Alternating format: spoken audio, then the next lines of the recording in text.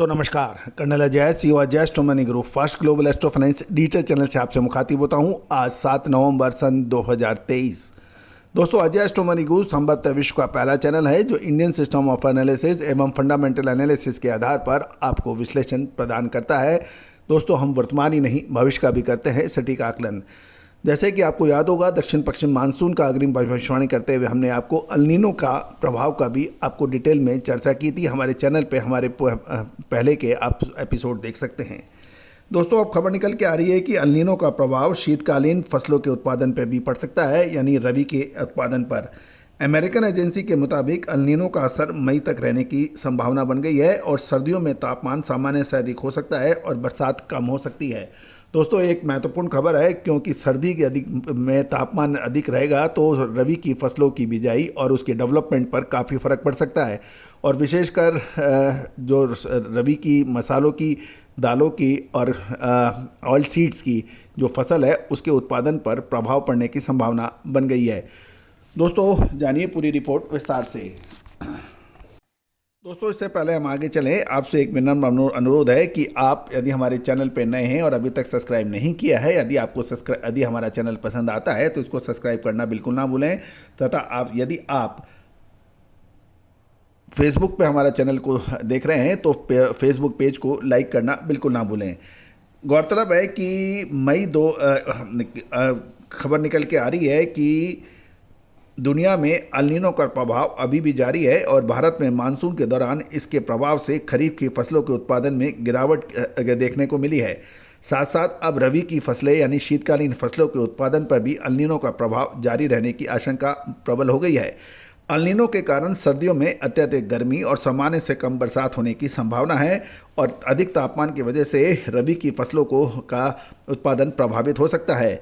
American मौसम agency climate prediction centre के अनुसार अल नीनो एक गर्म समुद्री जल की घटना है जिसके परिणाम स्वरूप एशिया में लंबे समय तक शुष्क मौसम और सूखा पड़ता है जो कम से कम मई 2024 तक जारी रहने की संभावना बन सकती है।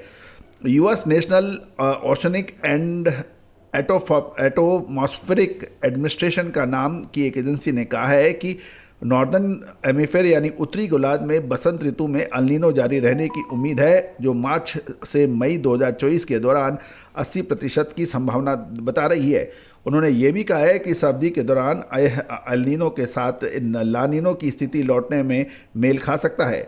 University of Miami cooperative institute for marine and atmospheric studies के अध्ययन के अनुसार एक मजबूत अल नीनो इस बात की अधिक संभावना बना रहा है कि हम दुनिया भर में सर्दियों के तापमान और बरसात और बर्फ़ के पैटर्न पर अल नीनो का अपेक्षित प्रभाव देख सकेंगे। लेकिन वाशिंगटन यूनिवर्सिटी के cooperative institute for climate ocean and ecosystem studies के मौसम अनुसंधान वैज्ञानिक अरुण लेविन ने कहा है इस साल बढ़ते समुद्र के तापमान पर वातावरण के उम्मीद के मुताबिक प्रक्रिया नहीं दी है।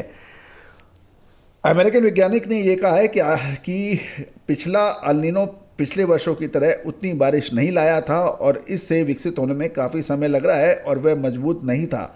मई 2024 तक अल नीनो के विस्तार से भारत में भी प्री मानसून बरसात प्रभावित हो सकती है और इसके परिणाम स्वरूप एशिया के मुख्य रूप से दक्षिण पूर्व एशिया के लंबे समय तक सूखा रहने की संभावना बन गई है जिसका असर दुनिया में अनाज, दालें और खाद्य तेल जैसी प्रमुख फसलों के उत्पादन पर पड़ने की संभावना है। दोस्तों अमेरिकन मौसम एजेंसी ने कहा है सितंबर के अंत से सब फेसेस तापमान की विसंगतियां जारी है और उन्होंने ये भी कहा है कि अल नीनो के जनवरी मार्च तक 2023 तक बढ़ने की 95% तक संभावनाएं बन गई है और उसके बाद मई जुलाई 2023 के दौरान तटस्थ स्थिति को संभावित प्रभाव के साथ अल नीनो धीरे धीरे कम हो सकता है। एजेंसी ने यह कहा है कि मई मार्च 2024 के दौरान मध्यम से मजबूत अल नीनो की वकालत की गई है और आने की प्रबल संभावनाएं बता दी गई है।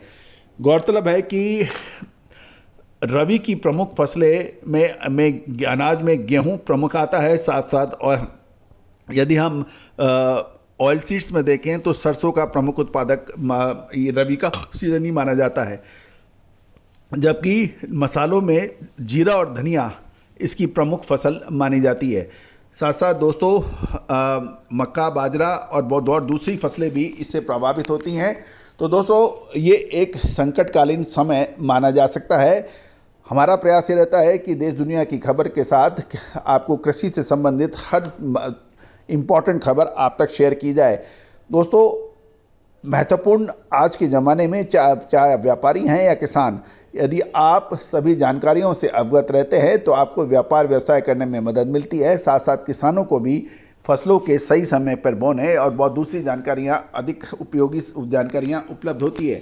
हमारा उद्देश्य इस चैनल को चलाने का सिर्फ इतना है कि हम लगातार आपको कृषि, कमोडिटी और बाजार से संबंधित सारी जानकारियां उपलब्ध कराएं, चाहे वो मेटल हो, चाहे फेरस हो, नॉन फेरस हो, बुलियन, मेटल, कच्चा तेल या फिर सोना चांदी।